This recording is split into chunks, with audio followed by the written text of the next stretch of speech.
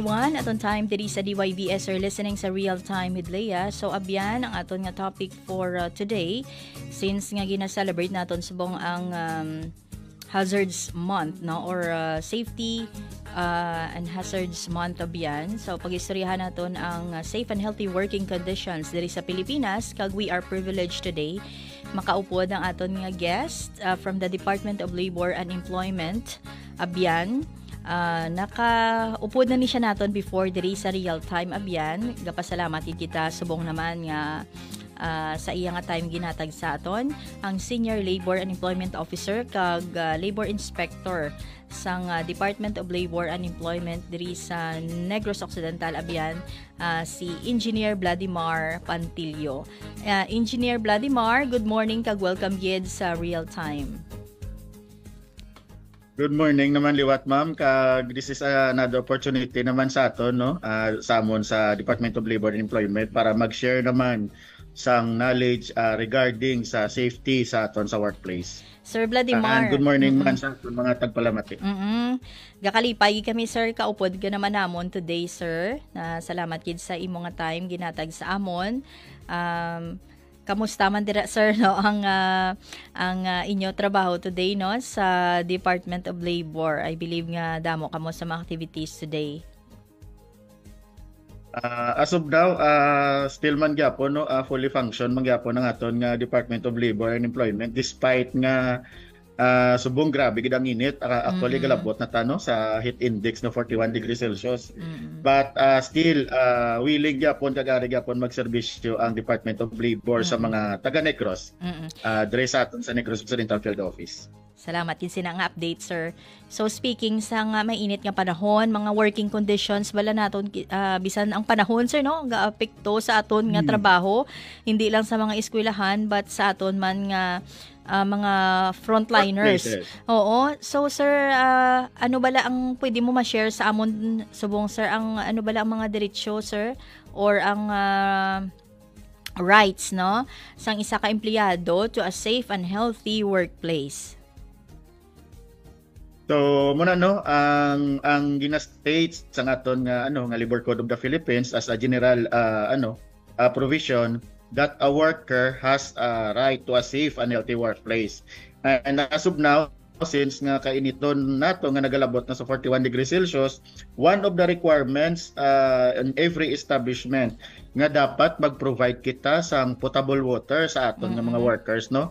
Kag this potable water dapat free nga ginahatag sa aton mga workers, no, kag hindi siya dapat nga dispenser ng ulog-ulog piso nga mahulog pa piso si worker before maka-avail sang provision sang tubig.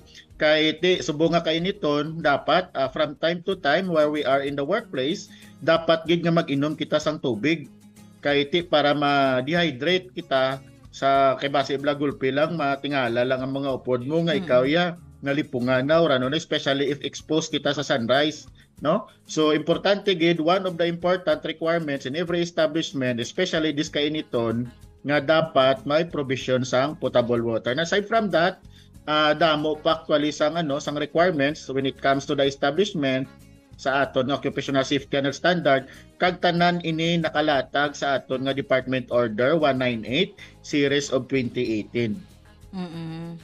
So kanami sir, kay klaro gid gali yan, no, nga ang tubig basic nga need, no, sa mga empleyado sir, kag salamat gid na kay may mga department order kita nung ara gid sa aton layi, no, with regards sa rights, no, sa aton nga mga worker. So sino sir, no, halimbawa sir, kung hindi ini mahatag no nga mga kinanglanon sang isa ka empleyado, sino ang responsable sini sir, or sino ang manabat kung may anything happens na sa mga empleyado? Wala na sang iban pa nga manabat o kundi ang mga employers ng kada establishment, no, since nagwa na ni ang DO 198 which is amo ni sa IRR or Implementing Rules and Regulations ni Republic Act 1158 or commonly known as OSH Law or Occupational Safety and Health Law. So under this DO 198, may ara kita nga corresponding penalties kag may mga specific violations kita dira nga committed. If in case nga committed ini sang employer, they will be subjected sa amuna sa mga penalties nga ina ara sa table sang aton nga DO 198. But before na sila tagaan sang sang nagakaigo nga penalties when it comes to monetary penalty, ginatagaan pa na sila sa ginatawag nga remediation period after sang inspection. Kag after sang remediation period, kung hindi pa gina nila ma-comply ang OSH violations or occupational safety and health violations, dira na masulod ang penalty nga gina-state sa table sang DO 198, ang page 21 sang DO 198. Dira na naka-state tanan nga specific violations. Kag ang computation sina is amo pagining sakit kay per day siya, hindi nga one time payment but per day until full compliance. So ma-effect ang ini nga penalty after na sang remediation period nga ginatag ni Dole after sang inspection. Salamat gid sina sir no nga nahibaluan nato no ang mga penalidad no kung hindi no ang mga penalidad no kung hindi safe ang mga worker. So halimbawa sir no may ano ang himuon sa isa ka empleyado sir kung may nakita siya nga delikado or safety hazard no sa iyang ginaubrahan. If in case nga mo ning matabo nga nakita ni worker nga may hazard or presence ng imminent danger sa aton workplace, dapat niya gini-report. Una, as we advise, mas mayo man nga hindi kita gid mag-direkta gid nga i-report sa Dole kay every establishment may mga assigned man kita nga safety officer kay that is a requirement under man sang DO 198 naton. Mas mayo inform naton kung sino ang designate nga safety officer sang company o sang aton ginaobrahan kay para siya ang mag-report sa sa employer at the same time makasubmit man siya report sa amon kay gina-required man na siya nga dapat mag-submit ang safety officer sa mga reportorial requirements. Pero if in case inaya ko may mga hazard lang, if in case nga may imminent danger that can cause accident nga pwede makaapekto sa sa property or ang worst gid ang aksidente nga makadulot sa pagkamatay ni worker, dapat ang ining imminent danger na report na sa sa aton safety officer. At the same time si safety officer naka-report na within 24 sa Dole, kag dapat before nag-report na abate na ang ini nga mga imminent danger nga nakita or present sa aton nga workplace. Kay kung hindi tani siya ma-abate ang ini nga imminent danger within 24 hours after the inspection ni Dole, no? Ang matabo si NIDA Dole will issue sa ginatawag ta nga work stoppage order in that particular job. So mo na siya matabo if may presence ang imminent danger nga hindi ta ma-abate within 24 hours or hindi ta ma-correct. Okay. Pero kung mga hazard man lang niya, pwede ta gina ma-report directly sa aton nga mga safety officers or designated safety officers. Sir, may ara ka or sa aton mga supervisors. Sir, may ara ka sa Yes, mga naobserbahan nga mga common, no, nga mga hazard nga usually gina-report dira sa inyo, sir? Kalabanan. Yes, ma'am. Oo. Sir, ano ang mga kalabanan nga mga common, no, nga mga hazard ba lang nga gina-report sa inyo? Usually gid sa mga office nga mga office nga workplace, may usually amo na ang mga hazard is ang wala ga housekeeping, no, galinap talam bla, mga octopus wirings nila sa ilang office. Usually kag ang mga anyway wala na sa gina-direct report sa amon but gina-direct na sa mga designated safety officers kag sila ang mga designated safety officers ang gasubmit sa amon sang report together na kung ano ang aid or ano ang correction sang ina nga mga hazard sa ilang workplace. Kay under the training na sila ang tanan nga safety officers nag-undergo sang training, and one of the topics sang training ngay na is amon ang HIRAC or ginatawag ta nga hazard identification, risk assessment and control. Kaya gina-required na sila namon mag-submit sang report diri sa office. So amo na siya ang gakatabo kung in case nga may mga certain hazard sa ina nga workplace. Sa construction naman actually damo gid kisa nga kay ang construction is considered as one of the most hazardous workplace. Upod ni sa mga planta, sa manufacturing, so damo ginaya hazard. Anyway, that hazard na-identify naman sa aton nga mga designated safety officers kag gina-report man na sa office kag together with the report may ara na sila sang control measures on that hazard para hindi na maghimo nga risk o hindi na matuloy sa accident.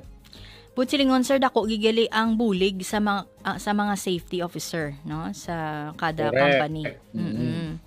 Kag ari pagid saro ang mga responsibilidad naman niya sang employer sir regarding sa occupational safety and health or ginatawag nila nga OSH. Occupational safety and health. Una-una gid ang pinakadako gid nga responsibilidad sang employer dapat nga suportahan kag itawag ni engage sa gina-implement man kung sino ang designated nila nga safety officer, dapat ginilahatag ang full nga support nila sa pag-implement sang OSH program. Kay anyway, tanan man nga establishment is gina-required taman dapat mag-submit sila sa comprehensive occupational safety and program nila na dapat i-supervise or implement through the safety officer. Kag hindi ni siya ma-implement effectively ni safety officer if wala sang support and guide ni employer. Kay dapat ang ginatawag ta nga ini nga complementary dapat ang pag-implementa sang safety and program sa aton workplace. Ara mga workers with the guidance sang safety officer nga na-assign sa aton nga workplace, and at the same time dapat ara man ang suporta ni employer. Hindi pwede nga ga-implement lang ara ga support tuod ang mga workers sa implementation ni safety officer pero wala sang support ni management. So dapat duwa gid sila, upod gid sila may suporta isa kag isa, especially the support of the top management or the employer. Amo nang pinaka-responsibilidad gid ni employer. Kagari pa gid sir ang nakita nato no ara hindi malikawan ang mga hazards bala. Pero kung ginahimo sang employer kag sang safety officer ila obra, I believe sir malayo ina no nga mga hazard. Kag mga ineffective man ang ila nga pag-implement sang OSH program sa ilang workplace. Para sa imo sir, ano naman niya ang mga benefit no sang kung safe kag healthy no ang workplace? So nagid kung safe ang aton nga workplace, ang epekto sini when it comes to the management or the employer, so magamay ang aton nga cost sa mga injuries, accidents. Kay kung balikan ta ang ginatawag lang nga iceberg theory, usually ang during the kung may mga accident ka natabo, ang nakita na mostly ni employer is ang direct cost lang or ang first blast ang iceberg na ginatawag naton nga ang top lang makita mo, which is ang mula na sa pinakagamay, but the submerged area amo nang pinakadako nga galastuhan ni employer if may aksidente nga matabo, pero nakita ya direct lang niya nga cost. So kung safe ang aton nga workplace, magamay tang ina nga cost when it comes sa accidents kag sa mga injuries, and ang effect naman niya kung safe ang aton workplace sa mga workers. So makapaano man makapaboost man sang moral sa aton nga mga worker, kay sino ba lang hindi malipay nga safe ang workplace nimo, no? Kada sulod mo sa adlaw, enjoy ka, kag excited ka, happy ka, kapag puli mo sa hapon, safe ka, wala man sa paligban ng imong pamilya. Pero kung permi nila balitaan ang imong nga workplace nga may accident, ikaw guro kulbaan ka na magsulod, no? Kay panumdum nimo nga base ako na ni dason ng accident. No? In result, kay maboost mo ang moral sa mga workers, ang ang effect naman sini sa good thing naman sa management, kay matabo sini since nga na-boost ang moral nila, wala sila problemahan, nagiging effective ang ilang obra, ang result sina naging productive sila sa ilang obra. Kag at the same time sir, ang image bala no sang company ti gid no ma-boost man hambal nimo no nga safe gali ang moral not only the workers but also the company itself nga ma-boost man nga damo mag-apply sila obra kay correct safe. Kag ari pagid sir sa mga sa mga employer or sa mga company sir. Ano ang mga resources nga available sa inyo para makabulig sa ila makomply ni nila ang OSH standards? Okay. When it comes to complying this OSH requirements, in a way naghatag na kami sang tanan sa amon nga website. Kung kadtuan nyo amon nga website www.bwc.dole.gov.ph, amo na sa ang general ta nga website sa kabilugan nga pero ang website sa aton nga anyway pwede man lang kita kakadto sa Facebook sang Dole No4 Negros Occidental Field Office. Ang ginabulig tani sa mga sa mga employer and sa top management, actually when it comes to OSH program, submission of OSH program, si Dole nag-provide naman sang template.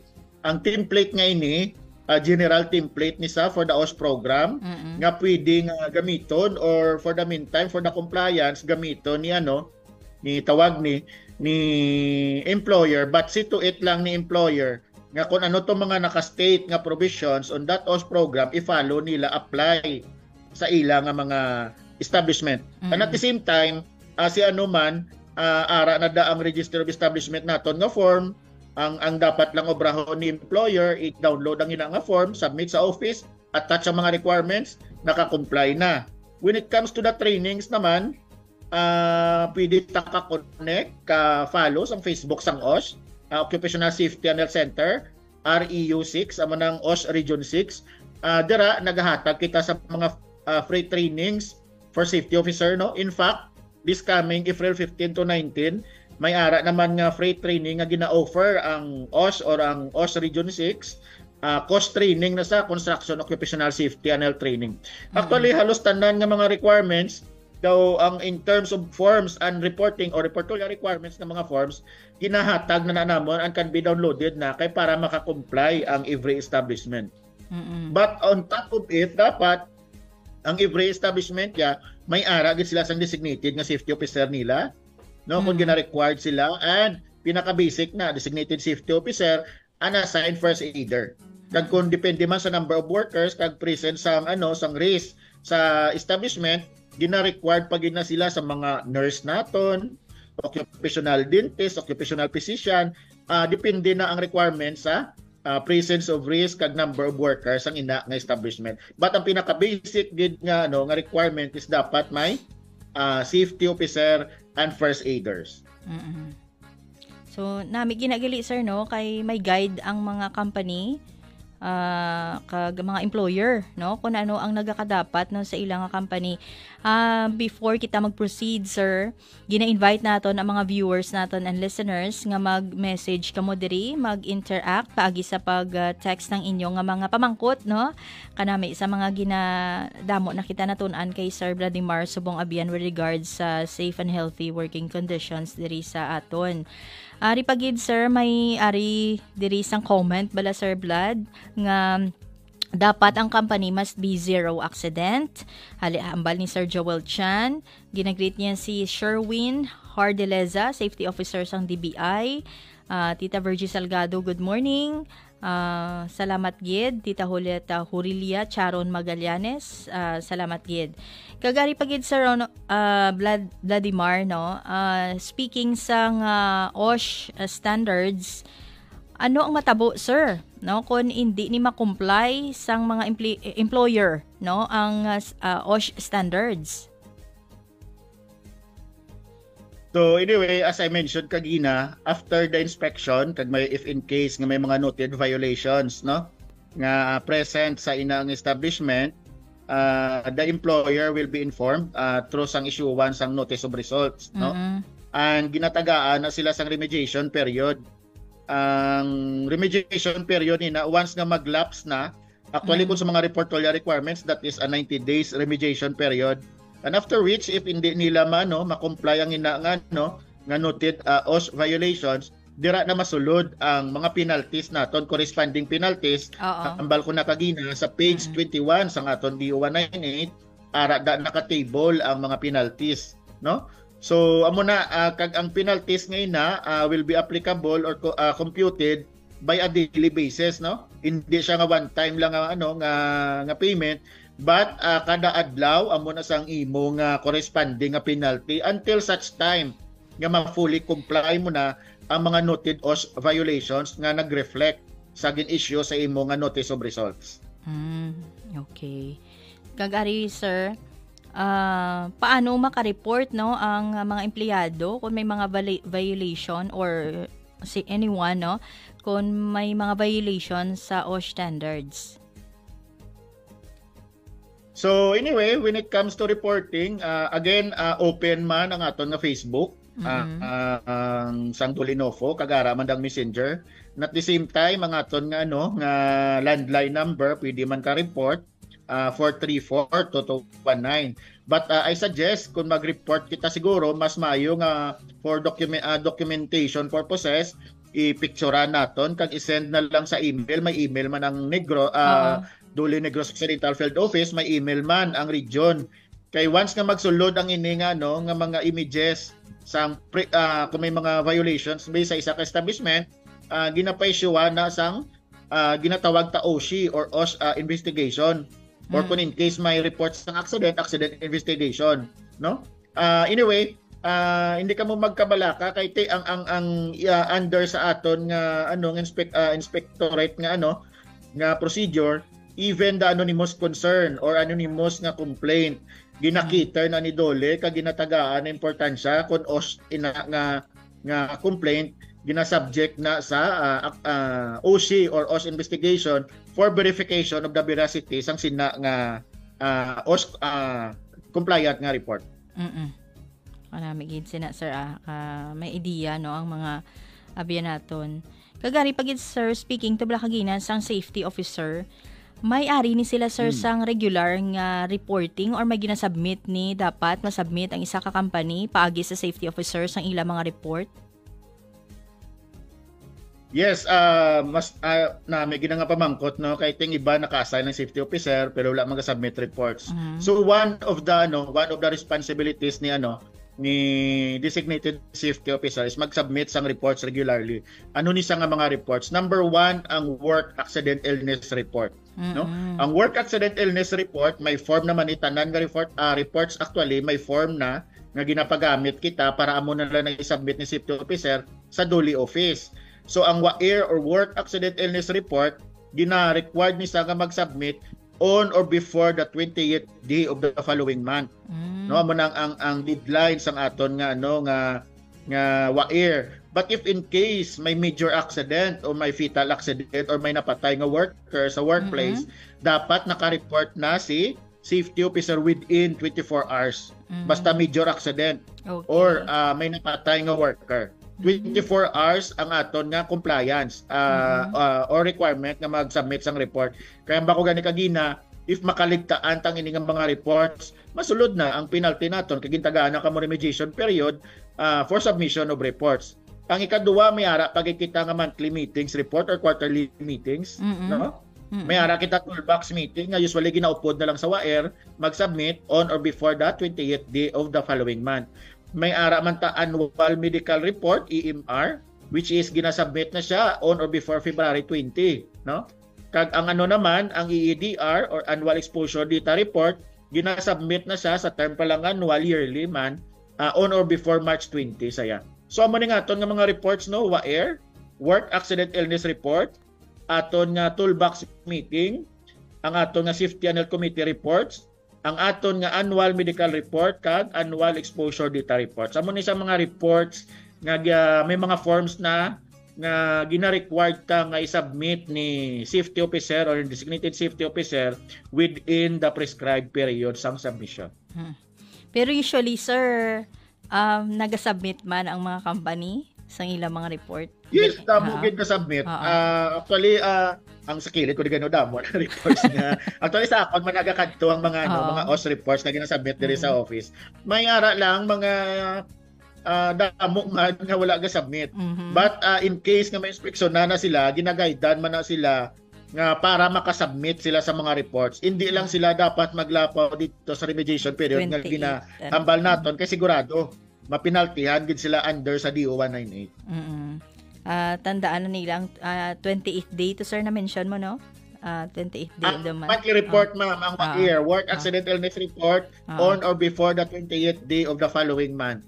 Pero kung may napatay or major accident, dapat within 24 hours after the accident, maka-report na sila. Na curious ang kubala Sir Vladimir ang sa mga gagmay na blaya sir nga mga establishments ga ga require ka mo na gyapon sang mga report or mga safety standards.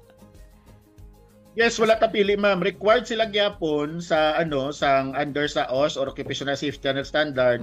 Pero aware man ta nga mga micro establishment ngani mas less ang requirement nila under safety, under OSH. Kag actually ang ISO1 na niyang gina-required sila. Safety Officer 1D training sa safety officer. Kag under man sang amon nga one of the programs man sang amon inspection amon niyang ginatawag nga TAV, no? Or technical advisory visit. Wala kami nagadirekta sa mga micro-establishment inspection. Instead, gina-invite na sila namon for the conduct of TAV. Kasi sa TAV or technical advisory visit, na sila namon orient regarding sa OSH legislation, what are the OSH requirements of every establishment, and at the same time, not only the OSH, but the General Labor Standard.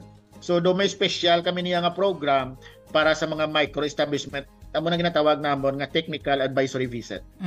Go salamat kin sina sir no kay tuod bisan ginagmayla na tuod like example mga kalan-an abla sir no. Amo na no example na kinahanglanon gid sang nga karinderya. Oo. Corrected sir. Salamat gid. Kag ari sir, ano ang mga tips nimo no sa mga worker, sa mga empleyado para mangin safe sila kami no sa amon nga mga ginaobrahan. So ma-suggest naman sa mga workers no na do your part. May mga kapamangkot kay sino kuno responsibility kay safety. Munang usually nga pamangkot, is it the safety officer lang or ni ni employer? Actually, when it comes to safety is everyone's responsibility. No? Even the worker, they have also responsibility towards ang safe nga workplace. Ano ang aton nga obrahon? No? Mag-participate kag mag-engage sa mga programs nga ginapa-implement ni safety officer when it comes to the OSH program. No? And at the same time, hindi magkahuya kay one of your right, no? As a worker, under man sa 4 basic rights ni worker nga dapat you have the right to report accidents. If in case mga minor injury accidents, i-report agad direkta sa aton nga designated safety officer, or even may mga near miss lang magambal ta near miss amo na balang ngambal blang nga dutayan lang nakadalinas ka pero nakatukod ka wala ka na aksidente. Near miss ng tawag. Pero di ta napagulaton nga madayon sa aksidente ina nga mga near miss dapat i-correcta na kung may unsafe condition sa ina nga area. At the same time, kung may mga presence ang hazard, sang risk sa aton workers, biskan ang simple lang nga mga munang bako kagina octopus wiring, mga tawag ni mga galinapta sa aton office, especially sa ali na i-report ta sa aton nga designated safety officer para man ma-maintain as a worker may responsibility man kita nga nahimo na duta man ang aton nga part towards ang ginatawag ta nga safe workplace or safe condition. Baka practical gina sir no nga mga tips nimo sir. Salamat gid sina. Sir Vladimir, another pagid no, ano ang mga programa ninyo or ano ang mga essential workplace safety programs no nga dapat no ginahimo sang mga company or sa inyo lang yan sir. Ano inyo mga suggestion no nga mga safety programs? So, muna kayo nangamba ko no when it as tawag ni sa mga establishment and especially the site safety officers is ang mga training sa mga programs nga in relation to OSH actually ni ang gahatag ni free ang OSH or the Occupational Safety Health Center Regional Office 6 i-visit lang na nila ang FB page sang OSH Region 6 kay dira tagahatag mga free trainings. Even ang mga nagliga naghatag man ta fire safety trainings no basic fire safety trainings kag ang regarding ni kay niton gahatag na mga free trainings ang all you need sang safety officer mag-attend lang magpa-register sa ina nga mga trainings sa aton naman niya dire sa Dole constant kag normal ang atong inspection kag during the conduct of inspection amo na ginaupod tagid na ang occupational safety and health standards. Kag if may mga pagid may ara man mga companies nga ga-request sa aton for the orientation sa safety sa workplace under sa ginatawag ta nga OSH legislation. So brahon nyo lang, send lang kamo sa office sang sang letter request para maanan kayo. Kay gahatag man ta free orientation sa OSH legislation sa every establishment. No? Do ka nami sir, ano ang inyong reminder, mensahe sa mga employer kag at the same time sa mga empleyado when it comes sa safety sa ilang mga ulobrahan? Sa mga employer nato so mas mayo gid nga ginatawag ta nga voluntary compliance. Matumato na lang kita nga mag-comply kay under sa DO 198 naton ara naman da kun ano ang mga dapat naton i-comply kag ara man da ang mga penalty kung hindi na nato na comply ang ina nga mga penalties naka-indicate na da sa table. Sa aton ng mga workers amo to ganing hamba ko kagina participate lang kita, cooperate sa mga ginapa-implement sa aton nga safety and health program sa aton nga workplace. So amo na siguro ma'am kag amo na be safe gid kag especially sa kainiton subong hindi gid magkalipat nga from time to time maginom kita sang tubig para hindi kita ma-dehydrate. So muna have a safe workplace kag kabay pa nga magsigi-sigi nga padayon nga safe ang aton nga workplace. Sir Vladimir, na-mention mo kagina may training ka mo sa April. Pwede mo na ma-announce liwat kag ano pagid ang mga activities ninyo? So, amo na sa OSH naton, actually nag-open na ang registration link nila Kadtuan ta ang Occupational Safety and Health Center OSH Region 6 nag-open na sila mapa-register tada sang ila training. Ang ini nga training for this course nisa or construction, occupational safety and health training. Intended lang gid for safety officers in the construction industry. So bisita na nilang page ni ni OSH Region 6 kay ato na to naka-display ang link sang registration. So amo naman.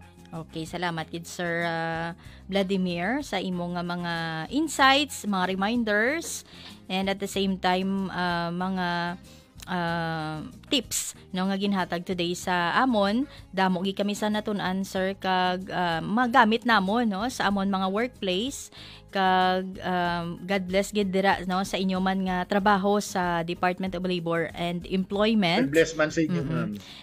Hadong gid kamo dira sir kag I hope next time makaupdanay naman kita sir sa mga updates sa DOLE. Sige ma'am, request lang ma'am sa Monhead.